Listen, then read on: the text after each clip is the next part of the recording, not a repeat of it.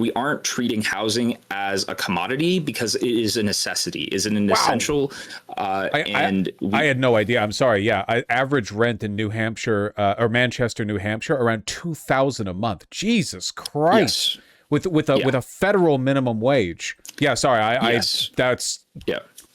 okay. Introduce yourself. Let everyone know. Yeah. Hi, everyone. My name is State Representative Heath Howard. I currently serve in the New Hampshire State Legislature. I'm running for New Hampshire's first congressional district. It's an open seat. I was the first union endorsed candidate in this race. I have the support from the IBW 104, as well as the UAW. I have the support from Progressive Victory, our local DSA chapter, 40 state legislators and other local electeds. And despite being 26, I'm the one with the most experience in my race. And I think that's very important when we're talking about what we need in Washington right now. Okay, gotcha. So you're woke. Good. I'm adding that to the tally here. No, really, so okay, I need you to fill me in. We don't really hear that much about New Hampshire in national politics. It's a relatively Yeah. quiet state. Like it's small, but it's not one of the aggressive chud states like Oklahoma, where you every once in a while you hear that they've like, I don't know, legalized whale torture or whatever. Uh, I don't know. I mean, we're an interesting state. We have a full Democratic delegation in Washington. However, they are the most Trump-aligned Democrats in DC. I Mhm. mean, Senator Shaheen is the second most Trump-aligned senator, Democratic senator, only behind John Fetterman. And at the state level, we have a full Republican trifecta. I mean, Democrats are in a 40-seat minority in the state house. Where I am, we've got a super majority for the Republicans in the state Senate. It's extremely gerrymandered at the state legislative level, and that's something where it does kind of cause some interesting things to come up. Like we had debates about pieces of legislation this year in regards to like banning Chinese nationals from attending our in-state universities. We had another piece of legislation to eliminate our refugee resettlement program. We've had massive cuts to our state universities and school system. And, that's a huge problem because we've been dealing with school funding issues for 30 years where the state legislature has refused to actually listen to our state Supreme Court, which has stated that we need to fund at least 50% of our public schools. And we're not doing that. Maybe if we're lucky, your community would get 20%. Okay, interesting. All right, maybe a little bit more chud coded than I expected. I understand. You have kind of like a, not to get you in trouble with the proud, New Hampshireites that would represent your constituency, but you have kind of like a Mario Wario thing going on with Vermont, right? Like Vermont's Uh, the heroic flipped version of your state, and you guys are like the evil. Now I'm not asking you to get in trouble with your state patriots or anything, but that would be an accurate like outsiders dynamic, like caricature, right? Yeah, I mean, we do have the moniker as the Twin States. Mm. I would say that we are the better of the two states. I mean, our politics, it can definitely be fixed, but in terms of the fact that we have a seacoast, I mean, 13 miles isn't that much of ocean frontage, but it's still more than Vermont. So just have to throw that out there. Gotcha. Okay. Well, I appreciate that, and I appreciate the correction. And it's good to be able to champion your constituency like that, even when faced with the superior Vermont right next door. It's like I say with lefties sometimes, right? There's kind of a performative anti-Americanism here, which to me it's all smoke and mirrors. Like a lot of these people live in America, they want their communities to be better, but there's this like performative disavowal, and it's like you're not getting that. You're not getting any of these positive changes fronting the way that you are, right? You can't Yeah. come out the debate, both guns smoking with, I hate America. Now let's get some Yep. high-speed rail laid down. Anyway, like with all of that said, and now that we've gotten the introductions aside, can you please explain to me what on earth made you think it was a good idea to run in this midterm of all midterms? Yeah. Well, I mean, I got involved in politics because I suffered a severe back injury when I was 15. I had an L4 burst fracture. I had 4 rods, 8 screws put in. My spinal cord had to be rebundled. I was skiing up at Mount Sunapee, Cotton Edge, slid on my back into the woods, landed on a rock, and my vertebrae kind of got separated like that. Not really that fun, but that experience showed me just how broken our healthcare system is and why we need to have a universal healthcare system that takes care of everyone. And, I, again, went to our in-state universities. I attended the University of New Hampshire, where we pay the highest in-state tuition anywhere in the country. And even if our state doubled our university aid, we'd still be dead last in higher education funding. It's the fact that, I've lived here my whole life. I'm a seventh generation Granite Stater, and everybody that I know is being pushed out because of how toxic the state is to young people.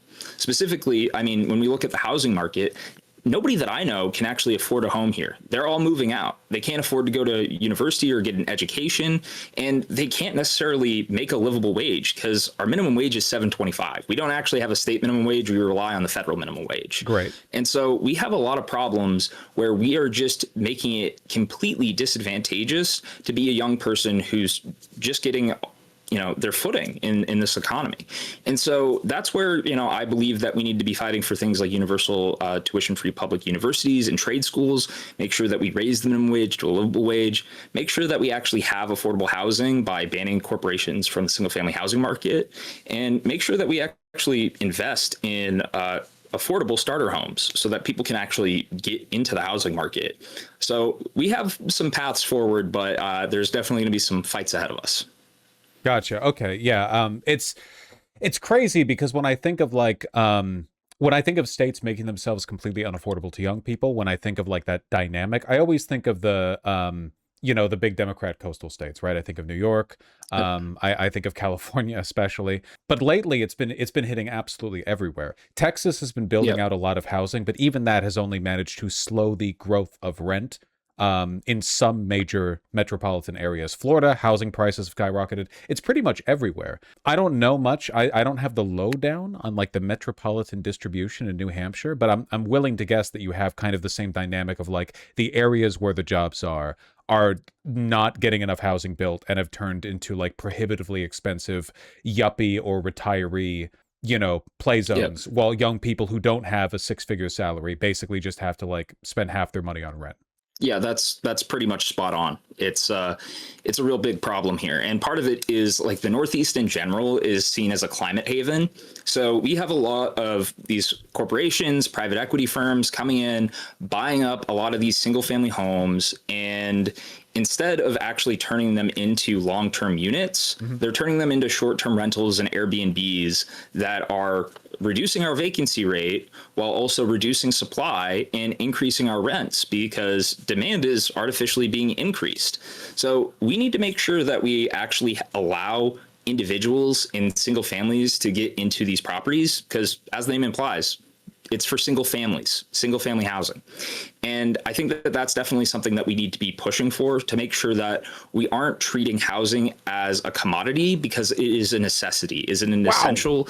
I had no idea. I'm sorry. Yeah. Average rent in New Hampshire or Manchester, New Hampshire, around $2,000 a month. Jesus Christ. Yes. With a federal minimum wage. Yeah. Sorry. That's. Yeah. Okay. Yeah. We just passed Maine as the oldest state in the country, actually. And it's because we're pushing people out because of a lot of these policies. And it is something where I think that we're going to definitely have it even worse now. Our Governor Ayotte just signed HB 1300 into law. That is a bill that actually mandates property tax caps across the entire state. Oh, my God. Which basically, we fund everything in New Hampshire through property tax. So we are artificially limiting how much revenue that we're allowed to take in by capping it at 3% across the board. What's going to happen, and this has already happened in some communities that have tax caps, is that they are going to increase the valuation of homes and properties, meaning that your home that you're trying to buy is going to skyrocket in value. So you're going to be paying the same amount in terms of taxation. It's just going to mean that you can't actually afford to buy a home here, especially if you're a young person who would have to take out an extreme loan in order to be able to afford a home. Yeah, it's for the boomers, it's the best of both worlds. You have an obscenely overvalued property, but at the same time, property taxes are capped, so you don't have to worry about those going up. It's civilizationally ruinous. It's insane how much like this happens everywhere. California, of course, had its disastrous, across the board freeze on house valuations for property tax purposes. That's led to a massive decrease in municipal funding. California, of course, compensates for this in part for being a generally very wealthy state. But it seems like a lot of these states, Florida to a large extent, have basically resigned themselves to just being like retirement facilities. Like they genuinely just do not care. And over time, we've seen in the past couple of decades where the job growth has been. It's not been manufacturing. It's not even been the service sector. It has been healthcare and residency services. And that's disproportionately the case in places like New Hampshire with an older average population. It kind of seems like the goal is for the powers that be to liquidate the wealth of the boomers and turn it into, just funnel all of it into real estate and healthcare services. Just completely remove it from like the chain of inheritance, you know, like people are waiting for their big payout. Like your grandparent maybe has like $3 million in assets, buddy. You're not getting that. They're going to sit on that, pay no property taxes, and then like funnel off everything they have into like healthcare. Yeah. And that's kind of one of the things that we've seen here in New Hampshire too.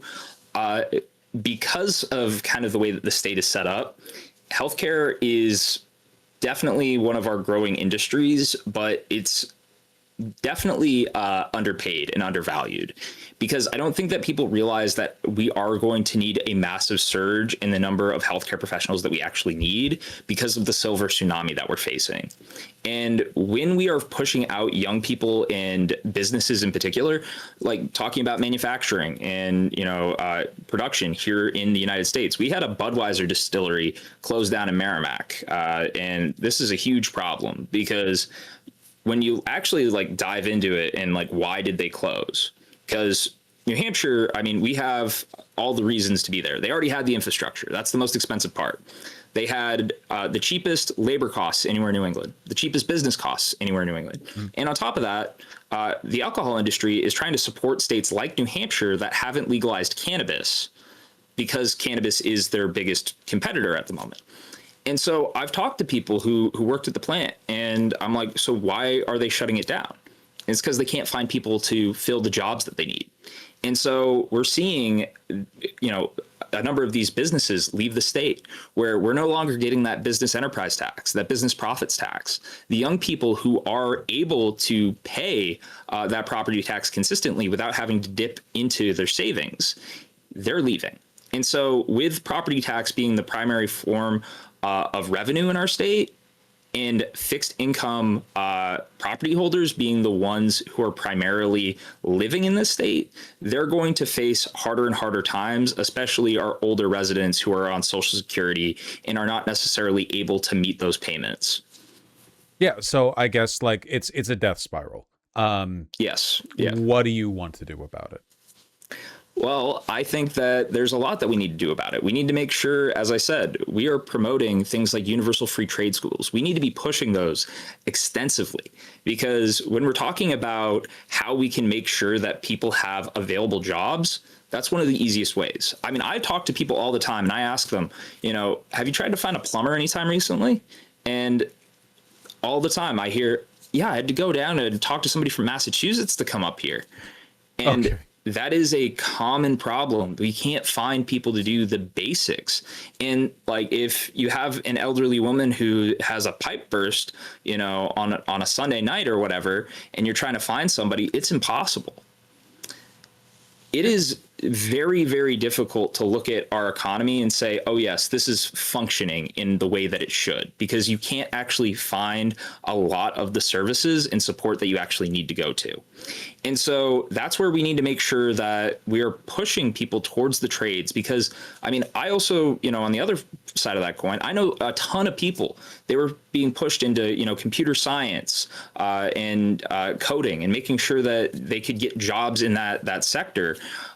And now they're all out of work. Their degrees are not necessarily as useful as they once were. And the people that I do know that still have jobs are coding for AI companies in positions that eventually the AI is going to take over their job. So how do we make sure that people have the actual educational skills that they need to move forward? And part of that is by making sure that we have AI proof positions for the next generation. And that means we need to have more trade schools. We need to be pushing people towards actual positions that we need today, that we needed yesterday, and make sure that we actually have the carpenters, the electricians, the plumbers, the pipe fitters, the people who are going to actually be building our country out going forward. Because we've really failed to invest in infrastructure, I think, on a number of levels. And we need to make sure that we have a workforce that is skilled so that we can actually start to compete with countries around the globe. It does seem like this is kind of a consequence of us evaluating the economic health of this country in abstract terms. You have indirect measurements of well-being like PPP or like GDP per capita, and these are useful in their own way. But in a very practical sense, it's like, how long do you have to travel before you hit the nearest grocery store? What is the cost of like a service to you?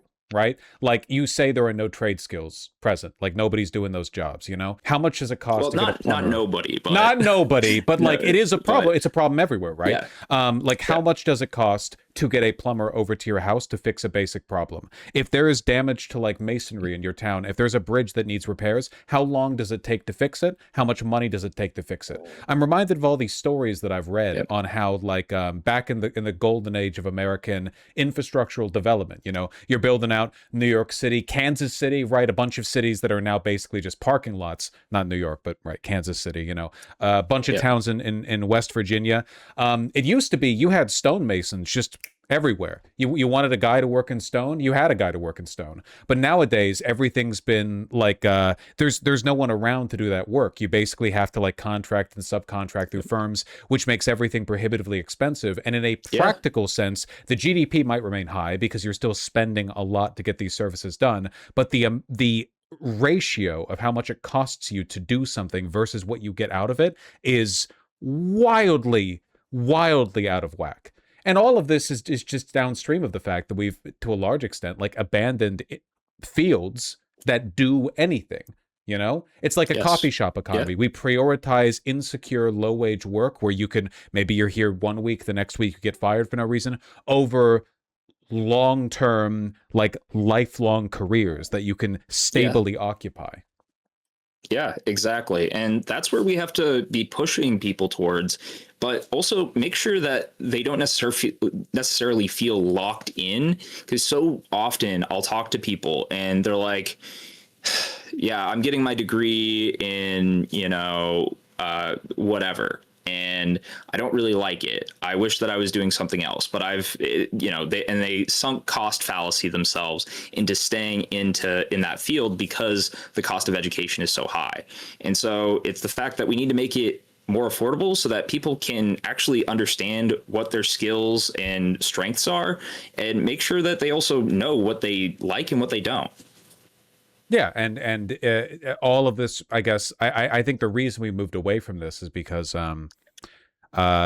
big business loves frictional unemployment. They love job insecurity. They love knowing that they can subject you to whatever they want because you don't have like easy opportunities lined up. You can't really like choose where you work in a lot of cases, especially in smaller communities. If you live in California or in a major city, you might have like a wide range of opportunities depending on your education and your tendencies. But I'm imagining, just taking a guess here, even in the major cities, New Hampshire's job market is probably a lot more limited than you would get in a massive metropolitan area. You're kind of stuck with what's on offer for you. And if you're stuck, you can be subjected to whatever, even the federal minimum wage.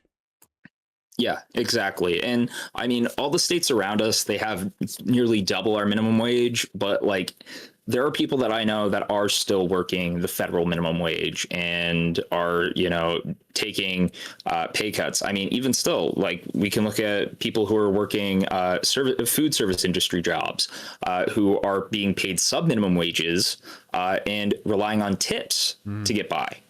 And that's a huge problem. And I mean, I think that we need to eliminate the sub minimum wage because it's not fair. And ultimately, I mean, we shouldn't be reliant on tips to make sure that employers can actually pay their employees. So you've pitched these arguments. You believe what you believe. That's great. Now, I understand you are the progressive candidate in this race. How do you feel you're doing? How do you feel you're making these arguments in the race? Do you think you're doing a decent job pitching these to the fine people of New Hampshire 1? Yes, I do. I mean, I will say this is a Republican-leaning district, despite it being represented by a Democrat for the last 8 years. Up until that point, it was considered the swingiest district anywhere in the country.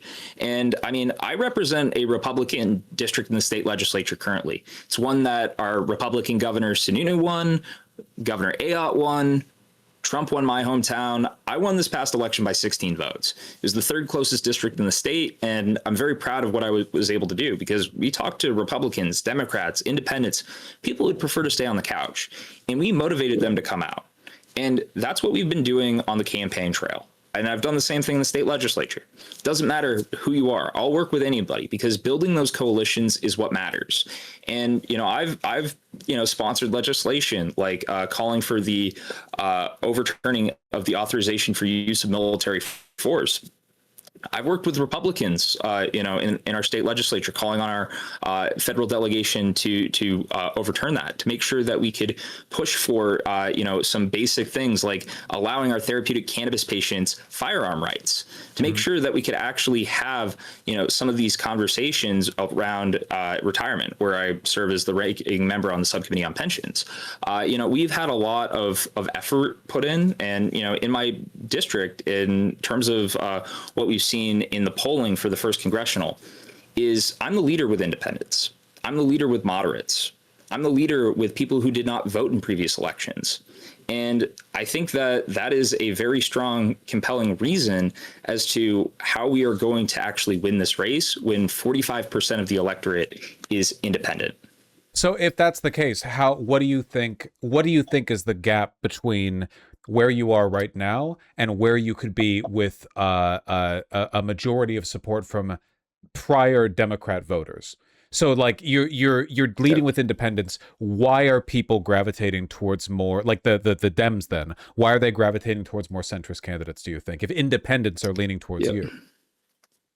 Well, I think New Hampshire is pretty independently minded, but we also don't necessarily have people who are necessarily dug into one party or the other. Mm-hmm. So we have a little bit of a smaller primary than some of the other states. And that's something where what happens in September is going to have a huge result and effect on what happens in November, because we've seen it happen before. The Democrats have run, strong candidates. The Republicans have run weak candidates, and they've been able to win. And vice versa. The Republicans have run strong candidates. The Democrats have run weak candidates, and the Republicans have been able to win.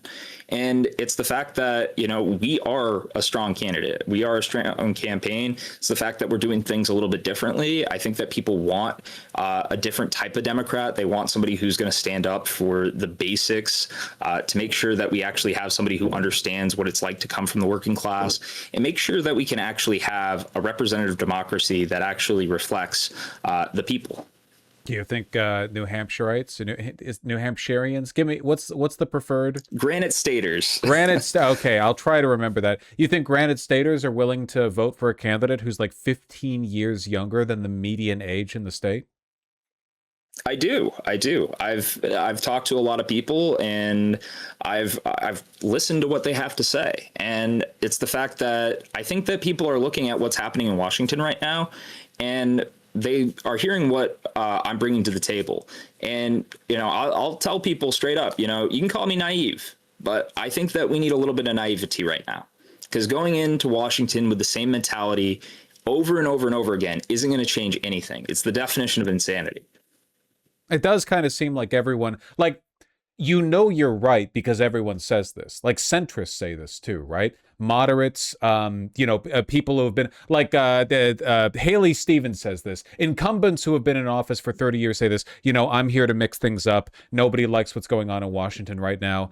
It feels like everybody wants to lay claim to the mantle of being the person who will actually mix things up, and then like they get in and it turns out it's actually really tough to mix things up. I'm sure you get the skepticism when you talk to voters, right? I mean, how do you how do you distinguish yourself in their eyes? Well, I actually have a record. I've been in the state legislature. I've been in a legislative body. I've been doing the work. And I was the second most active Democratic rep in the House last year. I had 28 of my bills pass our chamber. I had 10 signed by the governor. That's pretty good. And this is in the Republican trifecta. But I also had a number of my Republican colleagues start to call me a legislative terrorist because, I ended up going after a few of the bills that they had filed, where they were just trying to shove through things like these anti-vax pieces of legislation. And instead of just saying, all right, we'll let this pass, hope the governor vetoes it or whatever, I attached 20 unrelated amendments to one of these bills. And instead of debating it, the Republicans chose to kill it. So we were successful in our efforts. They didn't even want to defend it. They didn't even. They saw the shit they'd taken, and they were like, I don't want to talk about it. Exactly. So I'm willing to be creative, be different, actually try something that's procedural rather than just laying over and letting us take it. We need to be throwing everything we can at the wall right now to see what sticks. And I'm willing to fight for the people. I've been doing that in the state legislature. I've got a proven record of doing that, and I'm going to do that in Washington. Okay. Well, I really hope that it keeps, I understand that it's not the most progressive leaning district, but it kind of feels like, the inexorable course of our national decline as it is right now. I do believe we are declining in large part because of our tendency towards what you've described as happening over there in your Granite State. We are okay with our country basically turning into a retirement home. The most productive people, and this is just a fact, this isn't meant to be like prejudicial, but the most productive people in the country, the people who come up with the new ideas, the people who do work, physical, and in many cases mental, are younger people, young adults, people who are starting families. Yes. We have abandoned like very, very, very basic cornerstones of of like managing a civilization. I mean, what does it say about a country when we don't even we're not even pretending to care about the ability for people to live in a shelter, in a house under a roof, and raise a family? This is like number one. This is what you figure out right after you make sure you're irrigating the crops properly. Yeah, exactly. And that's where we have to be, figuring out where we can actually just kind of reset in a lot of ways, and just really kind of focus on the basics, because I think that we really have kind of replaced a lot of the simple arithmetic with much more complex conversations and equations than we really need at this moment. And I think that we need to, figure out how we can actually work together. And that's something that as I mentioned previously, I've done in the state legislature. I'll find, people who agree with me on just one issue, and I'll work with them. It doesn't matter. If that's the only issue that we agree on, that's what we'll focus on, and that's what we'll do together. And it's just being hyper focused on where we can agree rather than where we disagree. Because, so often I feel in this country, I've talked to plenty of Republicans, plenty of independents. We're more alike than we are different. Okay. Well, I'm happy to hear that the good people of New Hampshire one are getting, at the very least one good option amidst those they can pick from in the Democratic primary. I was actually reading a letter before speaking with you, that an argument was recently made to coalesce support behind your campaign. Sarah Chudzinski said, if I might quote, recently argued Dem voters looking for an alternative to the party establishment should begin consolidating behind a single candidate, and suggests that you are that candidate. That's pretty cool. Well, I would appreciate Sarah's support. I know that we had a candidate forum last night, so I might have to give her a call after this. But yeah, we've had a number of conversations with the other campaigns, and we're trying to work together. I've had conversations with them earlier on in the cycle, and we were talking about, if the shoe was on the other foot, I would be willing to support them. So I'm hoping that we can earn their support in this race. Yeah, I would hope so. It's a pretty crowded field right now, right? How many people are running in the primary? 9 people. So okay. It's yeah, no kidding. A little bit big. And and of the progressives, you are the only one with any real. You have the weight behind you. Everyone else is within the margin of error. Yeah, that is correct. So it's Shaheen, Sullivan, and myself. Everybody else Mhm. is 3% or less, and below the margin of error. Okay. Well, I really hope that the progressives consolidate behind you. I hope that's able to happen. I appreciate you not only pitching your case, but also filling me in on the quality of the Cars franchise. Um, I mean, I learned a lot over the course of this conversation. Could you please, to the fine people watching, could you tell them where they can go if they want to support you? Yeah, so please, if you can, support us at heathhowardnh.com/donate. Follow me on any social media platform at heathhowardnh, whether that be TikTok, Twitter, Instagram, Facebook, Threads. I think that's all of them. Blue Sky, I forgot that one. We often do. Again, yes, and we do have some phone banks as well that are available. So please, help out any way that you can. Nice. Okay. I really appreciate you taking the time to speak with me, and I hope it goes well. Oh, What time is the primary? The September 8th. Okay, So you got a while then. That's pretty late. yes, it's the second latest in the country, only behind Delaware. So Rhode Island and New Hampshire are both September 8th. Okay, then I hope your ascension continues. I know that you've been polling better lately than you were at the beginning. It seems like a good upward arc. I hope it continues. Well, I appreciate that. Thank you. Have a wonderful day. Thank you for coming on. Yes, you as well. Take care. Peace. That was nice. I don't know if I actually said what is I alluded to it when I said like 15 years younger than the median age. 26. I think he's 26 years old. 26. That's crazy. That's not even like a real age. It makes sense Dems in New Hampshire would need to appeal to some moderates. It's just like it's so annoying how basically everyone in America agrees with us. It's just a matter of pitching it local. You know what I mean? Like everyone agrees that housing is too expensive, it's unaffordable, not enough support for people starting a family. Like healthcare system's broken, DC is a mess, Congress is a mess. Like everyone agrees with our criticisms, and most people in America, I feel, agree with our prescriptions, at least in a general sense. I don't know about New Hampshire, but in New York, the average yearly healthcare cost is $180,000 for an elderly person with any kind of dementia or severe mobility issues. How's Gen Z going to afford that? I've said this before, and I feel like a lot of people still haven't really like reconciled with it. The economic systems that that are designed to capital as a class, right? As a system, as a I don't know, as a framework, is designed to fleece money out of you, right? Surplus value. That's what they do. Okay. The methods by which they have done this have, by and large, up until now, been civilizationally stabilizing. I don't mean that they've been good. I don't mean that they've been morally good or defensible or productive or anything. I'm not making any normative claims about the way the capital class has done their business in the past. What I'm saying is it's civilizationally stabilizing.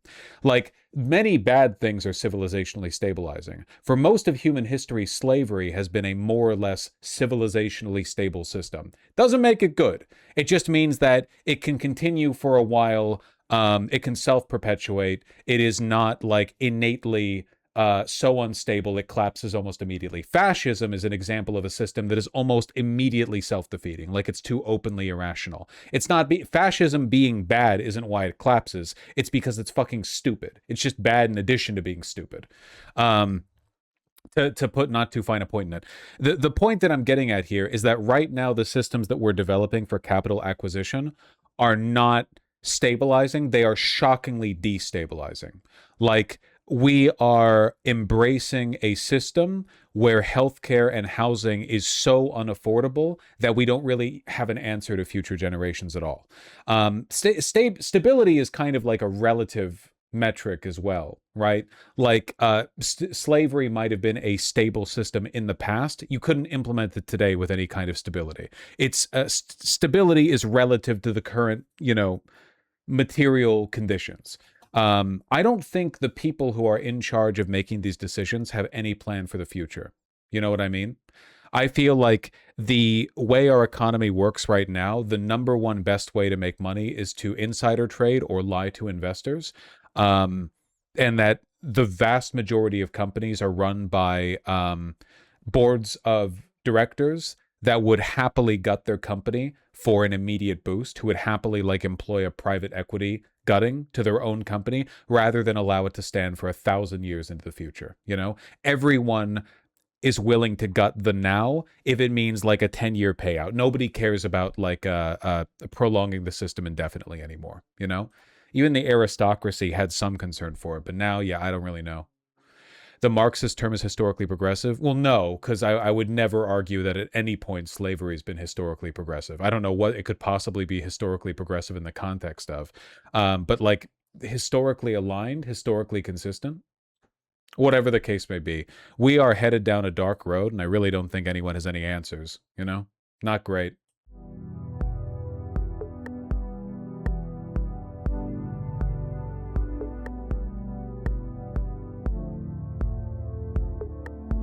No, am I interrupting silly banter? I don't mean to interrupt. Oh, what's your opinion on the Cars franchise? I've never seen a single one of them. That's all right. All right, Mine get is out of your hair.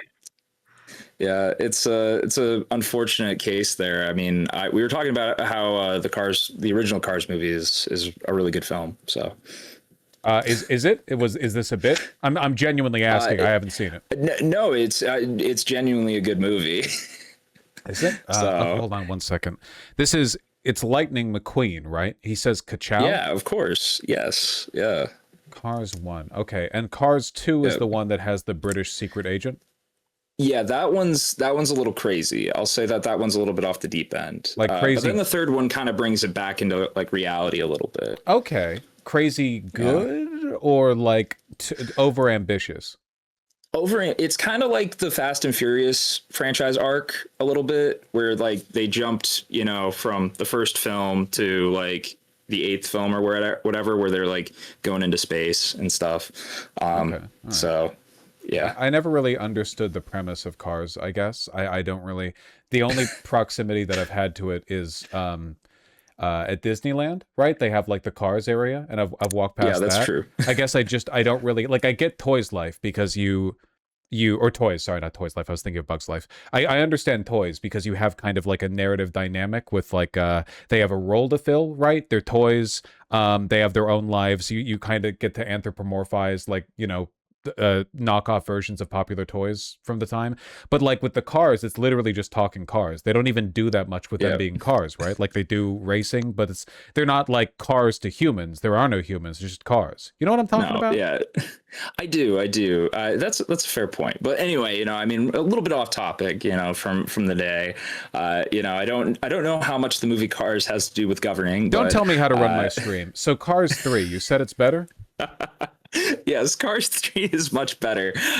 You know, that one kind of brings back to the more normal. All right, aspect. okay.